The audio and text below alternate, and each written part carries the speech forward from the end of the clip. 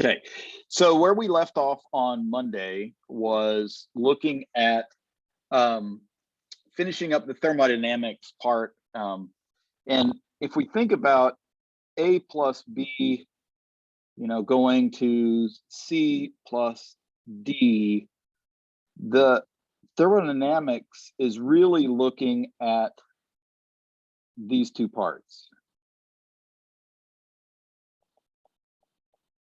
Okay, so it's looking at where do we start and where do we end up. So if we're looking at a graph like this, right, it's really looking at this difference, right? Now, when we show one of these graphs, we always show it with this. Well, this blue part is what's happening to get us from A plus B going to C plus D. And in this part, that's when we get to our kinetics. Okay, so what we're going to start with today is kinetics.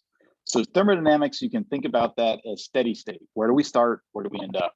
Kinetics, that's going to be the process that gets us from one to the other. And it's also going to lead us to our mechanisms, which we're going to cover in the latter part of this chapter. We'll get to it today, but we'll continue that, and we'll continue mechanisms for quite a while. Okay, so when we look at kinetics, it tells us something about how the process occurs. Kinetics is related to rate, and then that rate has some constant times during the concentration of the reactants. Okay, and it's important to understand what reactants we're looking at. Those involved in the rate determining step.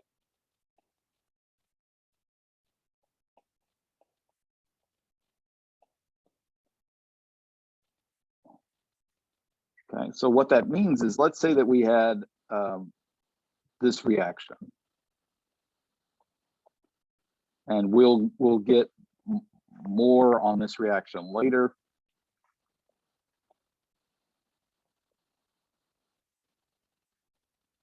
But we need to have something we can compare to. So let's say we get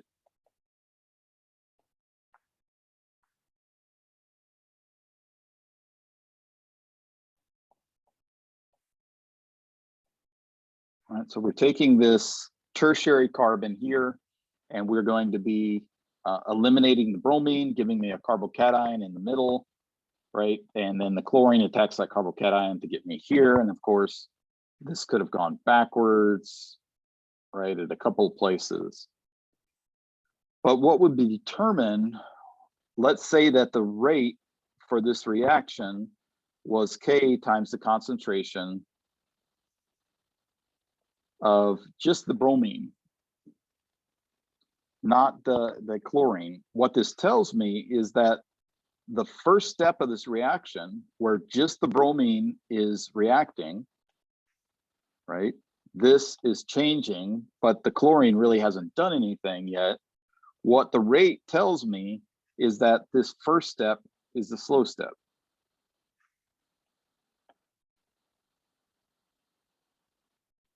And that the second step is the fast step. Now, it doesn't mean it's really, really fast, but it's going to be faster than the first step, right? So from the rate, I can actually tell something that's occurring between the bromine and the chlorine and how that process is occurring. The chlorine is not involved in the first step, it's involved in the second step. And the first step is slower. So therefore I end up with this rate. Now, the way the rate laws end up is that we look at what's involved and what the order is. So the order of the rate is going to be very important for us as we go through. So we could have, let's say, rate equals K of just concentration of one species, such as A, like we have here. Well, that's going to be a first order reaction. The rate will only change if I change the concentration of one of those reagents. If my rate is now involved with concentration of two things, that's going to be a second order reaction. And then a little bit rarer, but still very possible, even at this level of organic chemistry, we could have one where we're dealing with three things coming together, right? So I'm squaring the B here. That's going to be a third order reaction.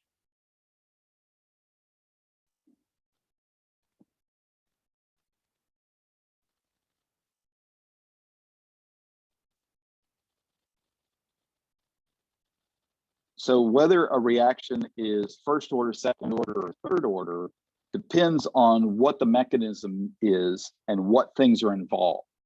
Now, usually the way this works is I calculate experimentally the rate of reaction. And by experimentally changing the concentrations of my reactants, I can determine whether it's first order, second order, or third order. So although up here, I gave you the rate, what we would have done is we would have run this reaction multiple times, and I would have changed the concentration of bromine and seen what the rate, how fast the reaction goes by following how fast this molecule is formed. And then I would have done another set of experiments where I changed this concentration.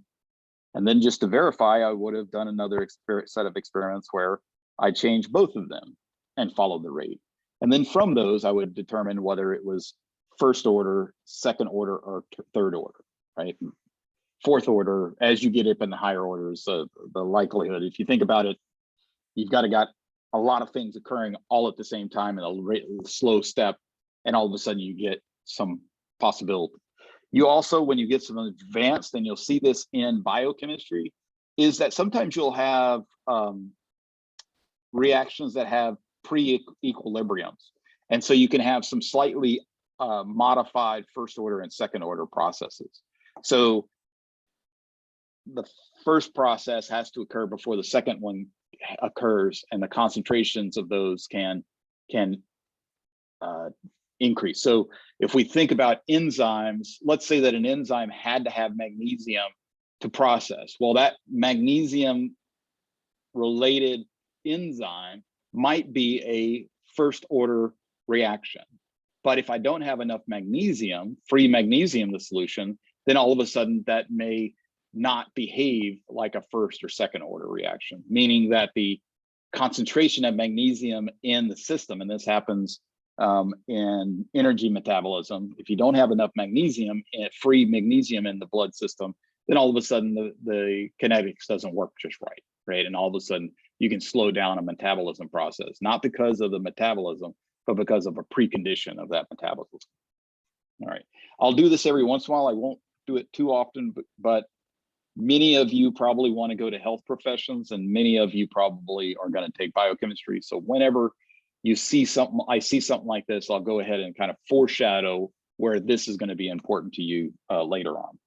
At this point, what you needed to be able to determine is the first order and second order reactions from data. So some of the practice problems you'll have is you'll get some concentrations and they'll give you some rates, and you should be looking for those impacts, right? So if I double the concentration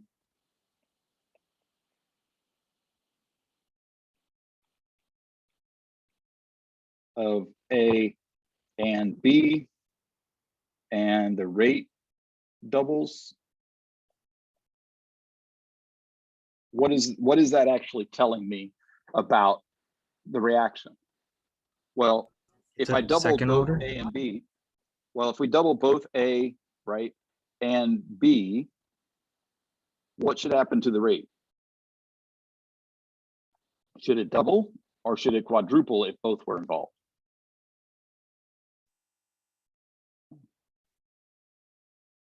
Well, the rate should quadruple if they're both involved. So if we think about, if this was a second order and I take rate equals K, right, and I can just put 2A in there and 2B in there, right, then if I had twice the concentration of A and twice the concentration of B, then rate should therefore go up by 4. If it was first order, K to A, right, then my rate would double.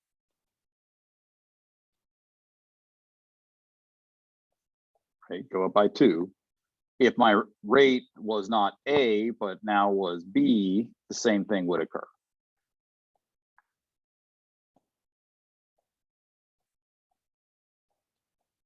Okay. So from this data, right, we should be able to determine, and this is the type of thing you'll be doing. Sometimes the book will ask you to actually calculate what the K is and calculate. What I want you to do is be able to understand and be able to given rate data and given concentration data, be able to determine whether a reaction is primary or secondary.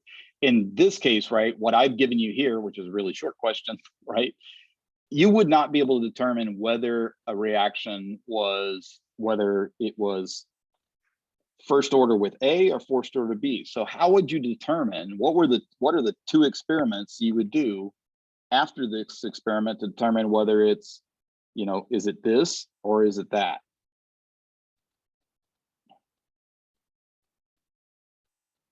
So how would I determine whether it's a first order reaction with A or first order reaction with B? You would run an experiment where you double A and then run a separate experiment where you double B. Correct, right? So what you would do is then separate those 2 to see what the rate is.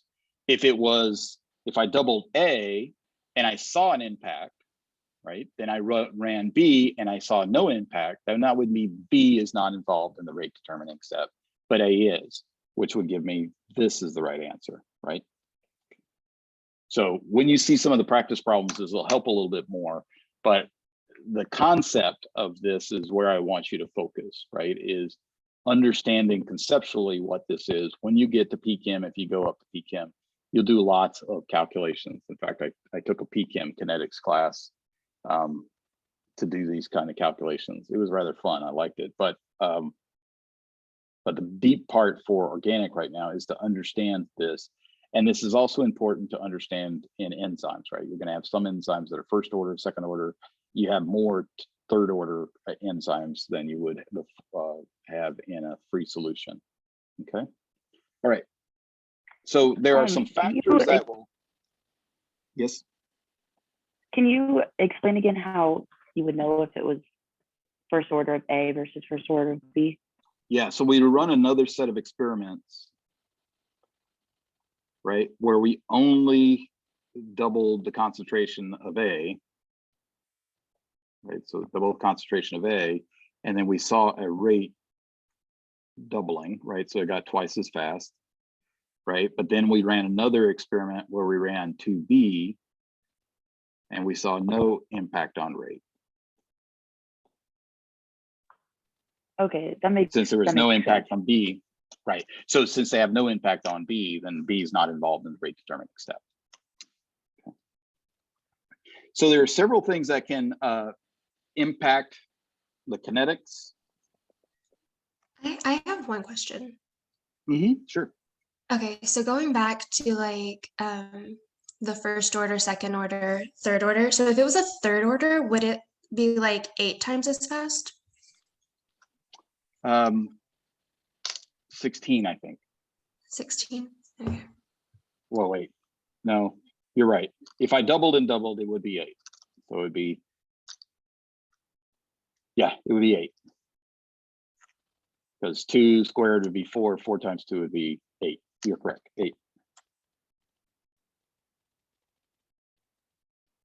Thank you. And then there again, if I change which one I double, right, or if I quadruple the concentration, then I'd be able to determine which factor was the second order. So I didn't know whether A or B was the second order.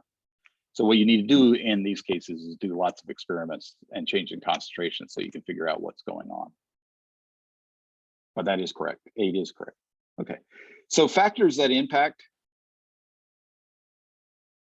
So let's look at a few of these. Okay.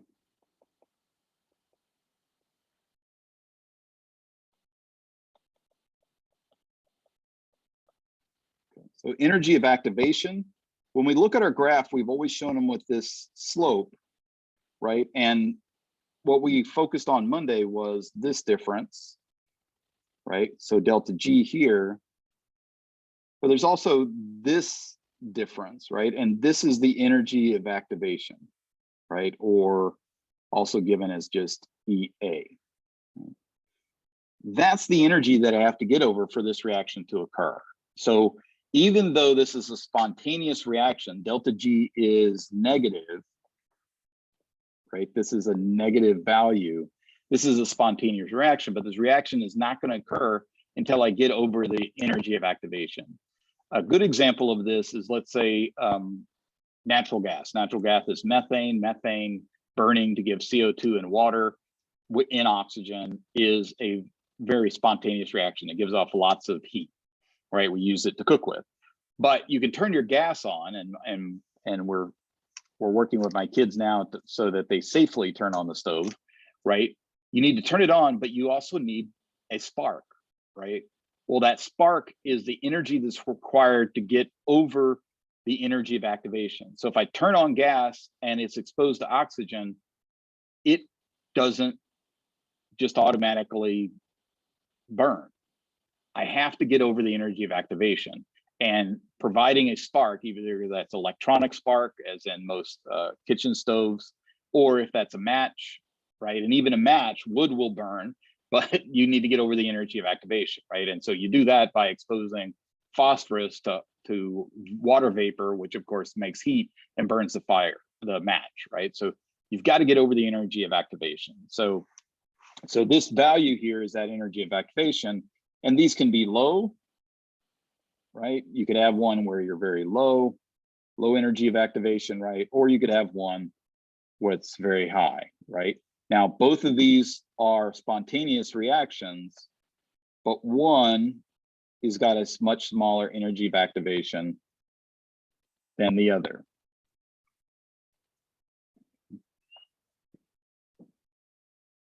Okay. Questions about that one? Another factor that we need to look at is temperature.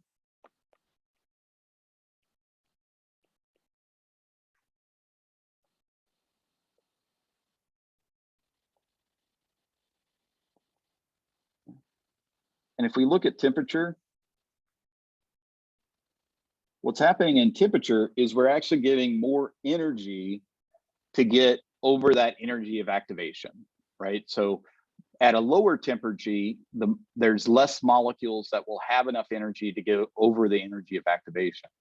But as I heat that up, all of a sudden now I'm increasing the number of molecules that have the energy of activation to actually proceed. Lower temperatures, less of those molecules will have the necessary energy of activation to proceed. So by raising the temperature, I can increase the rate of a reaction because I've increased the number of molecules with sufficient energy. Okay.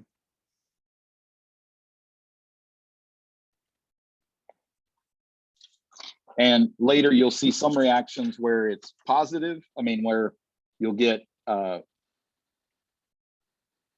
you'll see low temperature and a high temperature reactions. The higher the temperature of the reaction, the less selective the reaction could be. So in some cases, let's back up. The question a lot of you might be thinking right now, then why not run every reaction at really high temperature? Well, one, it's wasting energy. But more importantly, the higher the energy of a reaction is, the less selective that reaction is. And in many cases, what we want is selective reactions. We want reactions that occur in the pathway that will give us the product we desire, and not in pathways that'll give us products we don't desire. So therefore, the reason that we don't just run every reaction at boiling temperature is that we need reactions to be selective. And so although higher temperatures will increase the rates of reaction, the kinetics, we need to balance that with selectivity of a reaction. So you'll see certain reactions as we go through the rest of the semester where there's a temperature that is optimal. So you'll see room temperature, you'll see 80 degrees, you'll see high temperature, just heat. Usually if you see delta, that means as much heat as you can put in for the solvent. So that usually means get the solvent boiling, right? Or you might see reactions that are -78. Why would you run a reaction at -78? It's going to run slower. It will run slower, but it'll then be more selective. Okay, so although it may seem obvious, just run everything really hot, it's the selectivity of reaction that is going to determine whether we run things fast, hot or not. One of the other things we need to watch about is steric considerations.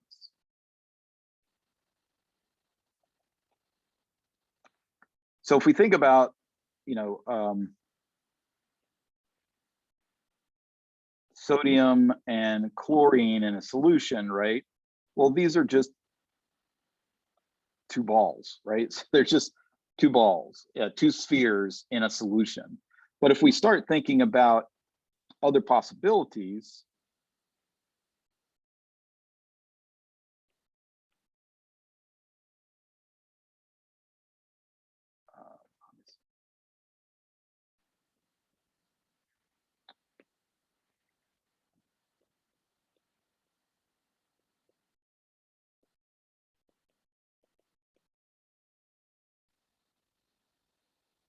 we're going to foreshadow here a little bit.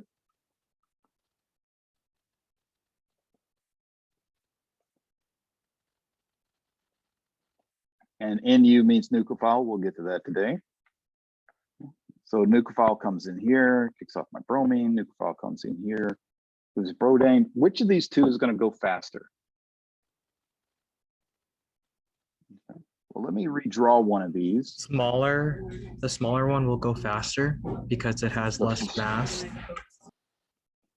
It has less sterics, but correct. But reason is sterics. If we look at these two, the only thing blocking the nucleophile coming in from the backside are these hydrogens, right?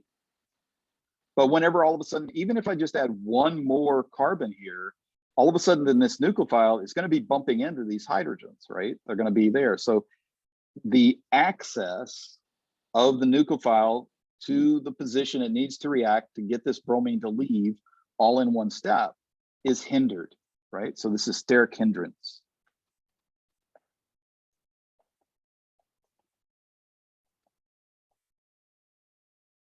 So one of the things that can impact kinetics rate is going to be steric hindrance. So there's going to be some reactions that'll be slower than others because the steric hindrance is increased, right? So in this case, this methyl version is going to react faster than this primary because of the sterics.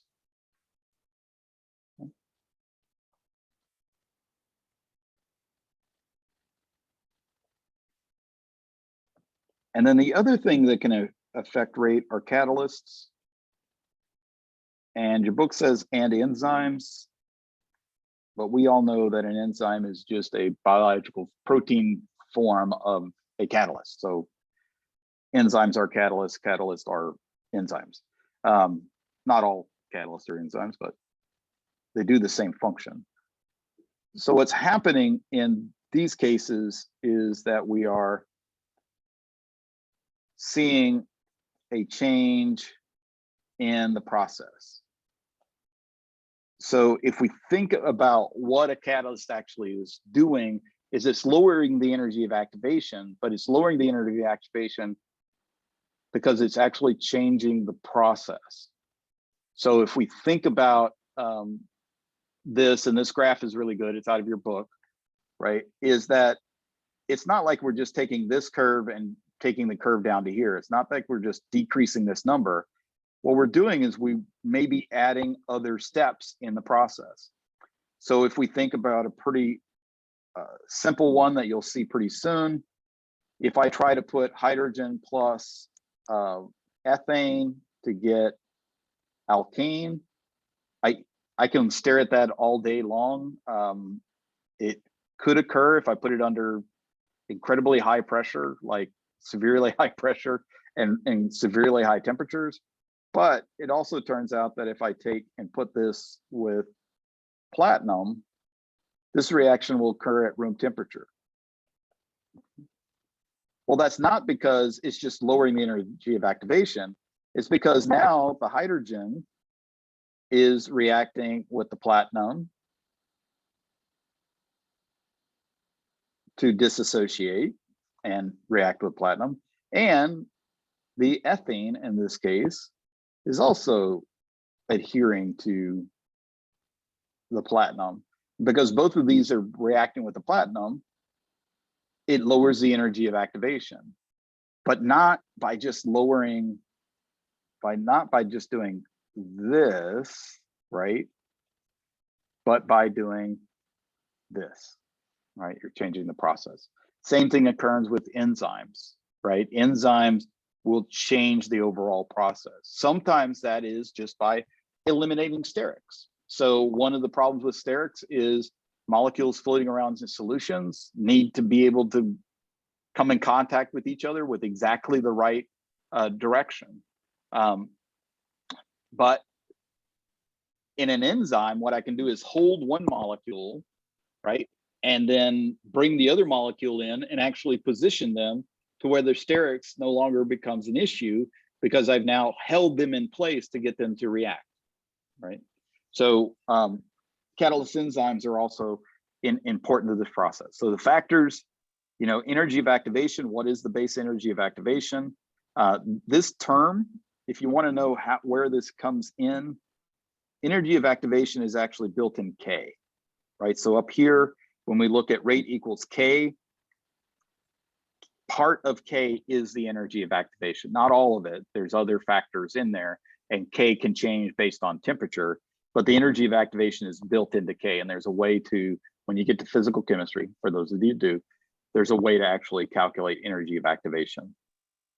Temperature affects it, sterics affects it, and we'll see this one quite a bit, and then catalyst. By adding a catalyst, we can decrease the temperature. Okay, there was a question about the exam. Let me see, did steric hindrance increase or decrease a reaction? It will decrease the rate of a reaction. So steric hindrance will decrease that rate of reaction. Will multi-step reactions always have a lower activation energy? No, no. But in this case, this catalyst is used to, let's put it this way, I could use a catalyst that didn't lower the energy of activation, but then I wouldn't use that catalyst, right? So there are reactions that go through multiple steps that will be lower energy, and there's going to be multiple and single step reactions that are lower energy. So there's not a direct correlation to those two. Okay. In this case, the reason that that multi-step is lower is because it's a catalyst, and catalyst, you select catalyst to lower energy of activation to get reaction to go faster. Okay, does that help? Mm-hmm. Okay.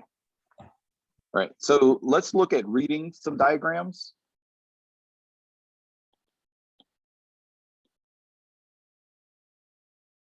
So reading the energy diagrams,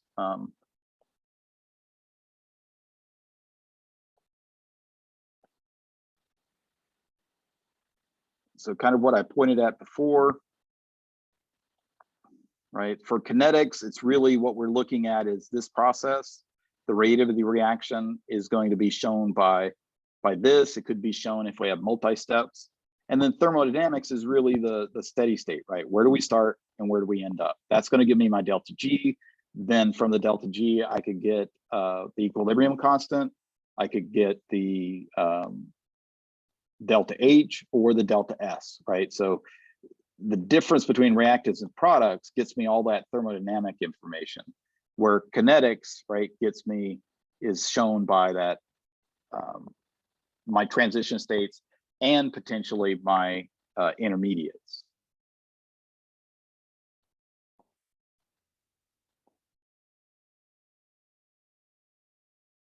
I didn't want to show that one yet. Wrong picture.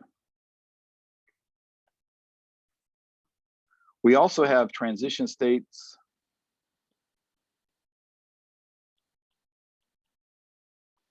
and intermediates.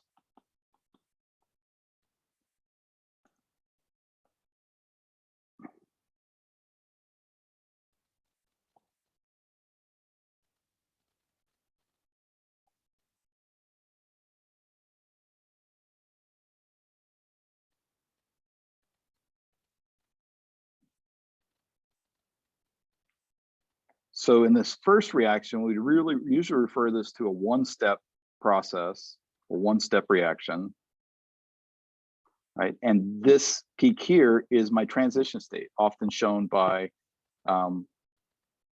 the double dagger. So if I had A plus B here and C plus D here, A and B would be somehow interacting at that transition state. And I'll show another example in a second. So this is transition state. Here we have our reactants, right? We've got our products. We have a transition state.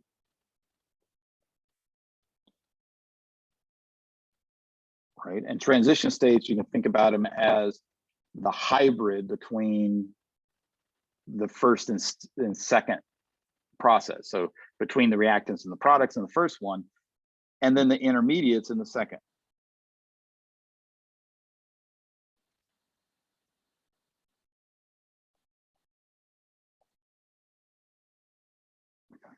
A transition state, right? So in the second one, we have reactants going to a transition state, going to an intermediate, that then goes to a transition state, and then a product. Intermediates are usually short-lived species, but they are species that potentially could be isolated. Usually they're not very stable, so they're not isolated, but it could be isolated, where a transition state is a transition from one form to another and could not be isolated. Right? This will make a little bit more sense if we actually show you an example that you'll be using later. Let's say that we go back to our bromine and our chlorine example. What's happening at the transition state is that that bromine is starting to break off. So that bond is weakening. So I show that by that elongating. And then what I have in the intermediate is the carbocation with the bromide and the chloride. Right?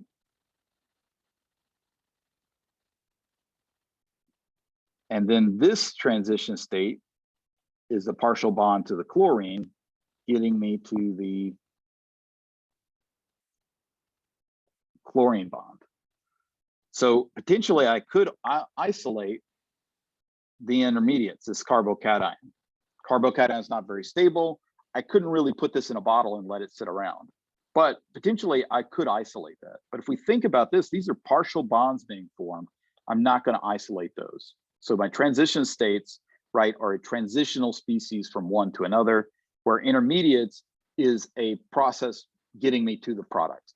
Potentially you could have multiple intermediates going from a reactants to a product, but each of those intermediates are usually going to be unstable. If they are more stable than the products, then I won't get to the product, right? It'll stop. So usually transition states are less stable species on the way to getting me to the final product. Questions about the difference between transition states and intermediates?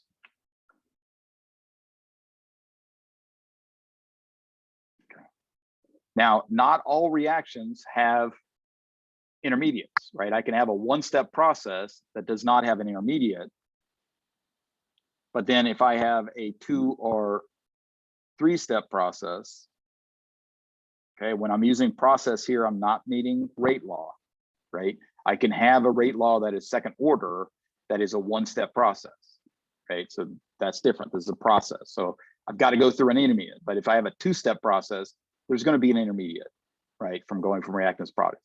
But what I'll have in all of these cases is a transition state with the energy of activation. That energy of activation would be high, that energy of activation would be slow, okay?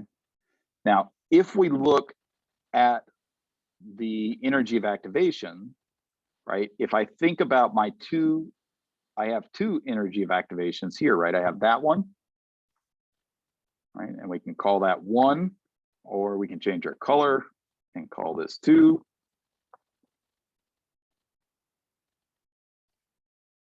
Ugh, not the way I wanted it to look. Right. So we can see here that energy of activation A, right, is bigger than energy of activation B, right, which means what as far as our rates? Well, the energy of activation A is going to be slower. Energy of activation A is going to be faster. Energy of activation A2 will be faster. So by reading this energy diagram, I could determine that this is going to be most likely a one-step process because the transition state, a first order reaction. I got it backwards. I told you not to do that, but it's going to be a first order reaction with just this component because that energy of activation is greater than this energy of activation. So an energy diagram can actually, drawn correctly, and the ones you'll receive will be drawn correctly, can give me the information I need to determine what's happening in the reaction. So in this case, this is going to be a first order reaction. This is going to be the slow step. This is going to be the fast step, right? And then the energy here tells me that this is going to be spontaneous. Once I get over the first initial energy of activation, this reaction will proceed to the product.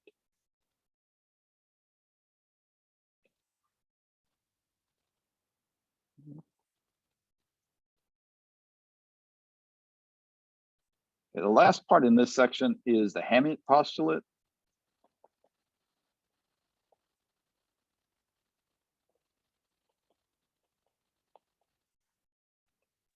What was it called? Hammond postulate. I mean, Hammand. Okay. Hammond, yeah. And what this is really referring to is that if I'm looking at the transition state, right? So let's say that we had our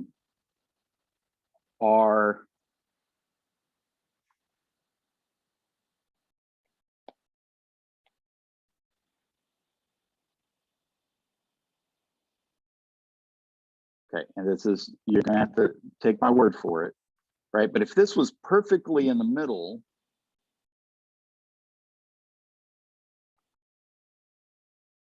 right? Then if this was right between these two, then my transition state will have the transition state will be balanced between my reactants and my products. But if the transition state is closer in energy to the products,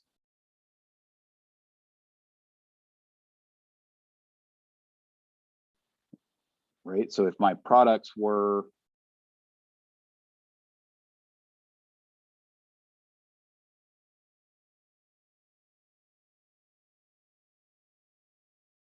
right, so my reaction is this.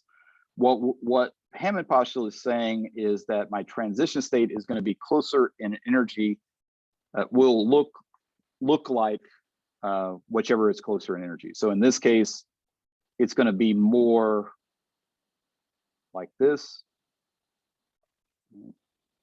In the second case up here, this one, right, where it's closer to the products, it's going to look more like the products. Here, where the transition state is closer to the reactants, it's going to look more like the reactants. And here, where I tried to make it balanced, right, I'm going to have a nice, beautifully balanced transition state. Okay, and that's Hammett's postulate. It will When you say impact look more like it, that it'll sorry, be, when you say look like it, does that mean structure-wise?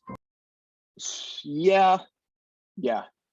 It comes in predicting products that you'll see in organic 2. There's a couple of reactions where the Hammett postulate, the fact that the products are, the transition state is closer to the products, means that you're going to be looking at the product stability. There's also some cases, so the product stability will drive the structure of the final product. There are also a couple of reactions where the stability of the reactants, because the transition state is close to the reactant, so the reactant stability is going to drive the products, right? So Hammond postulate, where you're going to see this is you're going to see it come out in whether something is driven, the product is driven by the structure of the products, or whether it's stability of the products or the stability of the reactants. Okay. So to understand that, what you need to think. Go ahead. Whichever has less stability is going to be closer to the transition state then, since it has higher. No. No, you need to know where the transition state is, and if that transition state is closer to the product, then the reaction is going to be driven by the stability of the products. If the transition state is closer to the reactants, right, then that the stability of the reactants will drive the product, the resulting product. I have probably kind of a stupid question, but No does stupid question. does this tie in with like equilibrium at all? Like whenever it's in the middle? No, not necessarily, right? Equilibrium is almost every reaction potentially is in equilibrium. So if we remember delta G, if delta G is very small, then the reaction is really going to be what we consider equal percentages, right? We're going to have a KEQ that's near 1, and that means that we're going to get a 50-50 mix. But so delta G actually tells me whether something is equilibrium. If I have a balanced transition state, that would mean that the energy would be pretty close between the two, and the energy of the transition state is equally distributed between the two of the groups. So the energy of the transition state is balanced between the energy of the reactants and the energy of the products. That would give me a perfectly balanced transition state, which then means that the stability of the transition state is going to drive the product. This is one of those things where you need to know Hammond's postulate, but it makes more sense when you actually have examples. So there's going to be examples where a transition state is going to drive the products. That's due to Hammond's postulate. There are reactions that the stability of the products are going to drive the final products. That's due to the Hammond postulate. And there are reactions where the reactant stability is actually going to drive the final products, and that's due to the Hammond postulate. So we'll see examples of this. Hammond's postulate is the reason behind it.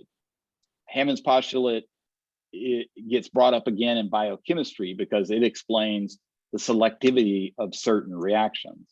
But it's an idea that's easier to understand once you see the actual examples. And right now we don't have a lot of examples, so it's hard for me to give you a lot of rationale. But whenever we get to a reaction, there's going to be things that'll be driven by transition state stability, things that are driven by product stability, and things that are driven by reactant stability. And all of those really are around the Hammond postulate idea. Okay. I think it makes All sense right. now. Yeah, yeah. All right, let's move on. Okay, so we got kinetics, got those energies, 3 in Hammond's postulate. Let's see, we got some time, so let's go ahead and introduce the idea of nucleophiles and electrophiles. We'll have to get more in depth.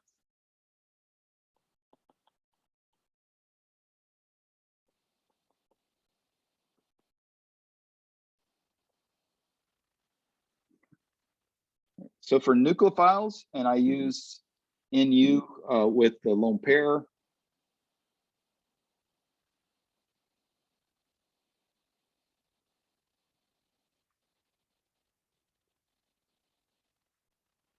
And nucleophile is just nucleus loving.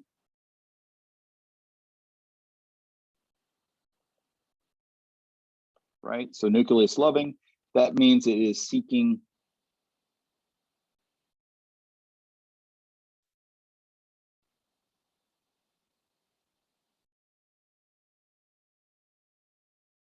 or it's drawn to electron deficiency. So a nucleophile is electron rich,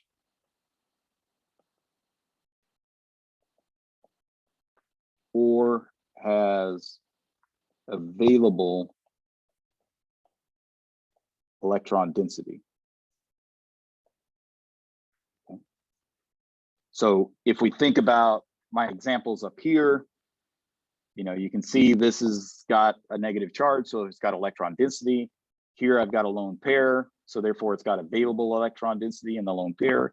And then the pi bond, it's not obvious, but if we think about the pi bond, it's got these p orbitals above and below, right? And so therefore it's got available electron density that's not confined to that single bond. So therefore it's got available density above and below the ring. If we look at electrophiles, right, electron loving, therefore it's going to react with electron rich species, so therefore electrophile, and it should have been a plus, is electron poor.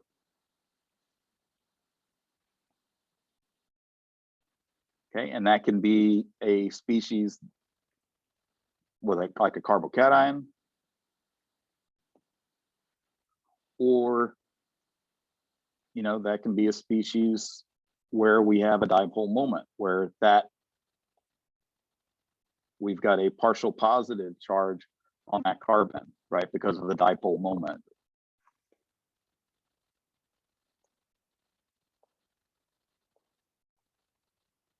And this is in your book in this little table.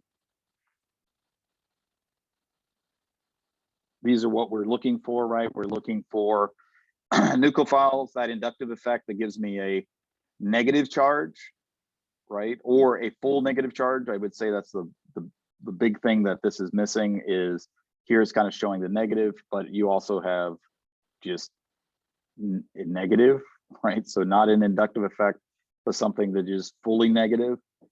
Lone pairs, right, are going to be potential nucleophiles, and then pi bonds. So either the double bond or, we'll get to triple bonds, are going to be nucleophiles.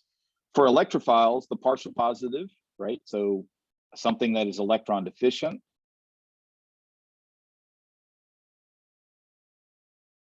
right? Or the full empty p orbital, right? So the carbocation here is going to be positive.